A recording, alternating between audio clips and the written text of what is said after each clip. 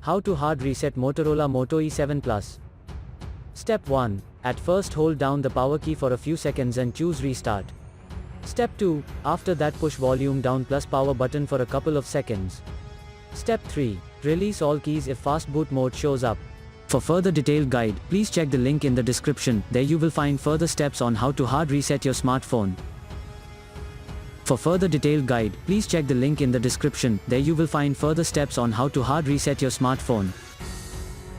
For further detailed guide, please check the link in the description. There you will find further steps on how to hard reset your smartphone.